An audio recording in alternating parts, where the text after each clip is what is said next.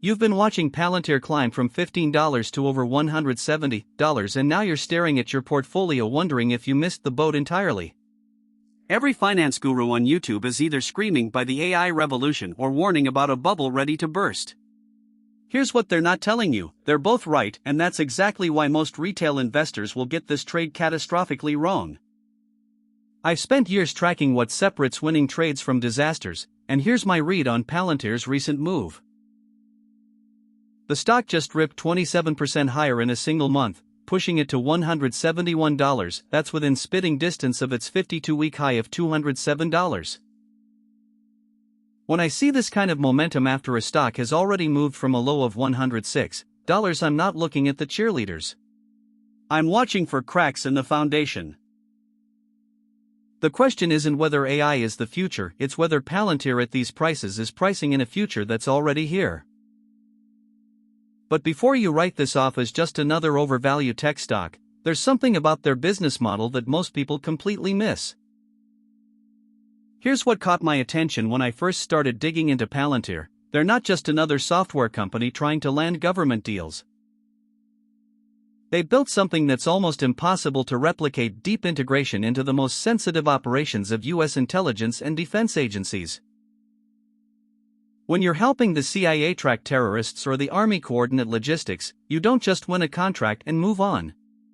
You become part of the infrastructure. The switching costs aren't just financial, they're national security risks. Take their work with immigration and customs enforcement. Once Palantir's algorithms are woven into daily operations, ripping them out and starting over with a competitor becomes almost unthinkable. That's not just a business advantage, it's a fortress. But here's where it gets interesting for investors: this moat might be expanding faster than anyone realizes. For years, the bear case on Palantir was simple: they're too dependent on government contracts, and commercial customers will never pay premium prices for their complex platform. I'll be honest, I bought into that narrative early on. Then something shifted. Commercial revenue started accelerating, and it wasn't just tech companies or Fortune 500 giants. I'm seeing mid-market manufacturers using Palantir to optimize supply chains, healthcare systems deploying it for patient flow management, even energy companies using it to predict equipment failures. The platform that was once too complex and expensive for commercial use has become their secret weapon. What changed my mind wasn't the revenue numbers alone, it was realizing that Palantir isn't selling software, they're selling digital transformation to companies that are desperate to compete with tech-native competitors. That's not even the part that has me most intrigued about their future. Let's address the elephant in the room. At $171, Palantir is expensive by almost any traditional metric. I won't sugarcoat this: you're paying a premium that assumes near-perfect execution for years to come. When I run the numbers, I'm not seeing a value play here. I'm seeing a bet on whether Palantir can grow into a valuation that's already pricing in tremendous success. The risk is real and substantial. If their commercial expansion stalls, if government spending gets cut, if competitors catch up faster than expected, this stock could easily give back 30 to 40% without breaking a sweat. But here's what keeps this on my radar: sometimes the most expensive stocks become even more expensive before reality catches up. The question is whether you can stomach the volatility and whether you believe in the execution story. What really matters for your decision, though, is what the institutional money is doing right now. Here's where things get interesting and, honestly, a bit concerning. When I pulled the latest institutional holding data for Palantir, I'm not seeing the usual suspects that typically pile into high-conviction growth stories.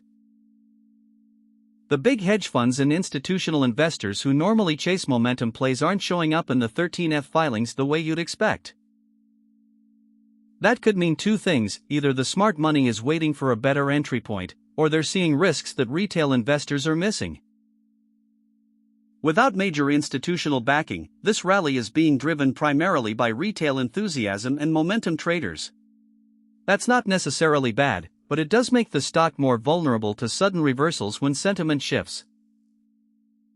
The absence of heavyweight institutional investors doesn't kill the bull case, but it should make you think twice about position sizing. So here's my bottom line on Palantir at $171. This isn't a value play, it's a growth execution bet with significant upside and downside risk. If you're considering a position, start small and be prepared for volatility. Watch their next earnings report for commercial revenue acceleration, monitor government contract renewals, and pay attention to institutional buying patterns. Most importantly, never bet more than you can afford to lose on any single stock, no matter how compelling the story. For the complete data analysis and updated institutional tracking, head over to nexusaicalls.com. Remember, this is educational content, not financial advice. Always do your own research and consider your risk tolerance before making any investment decisions.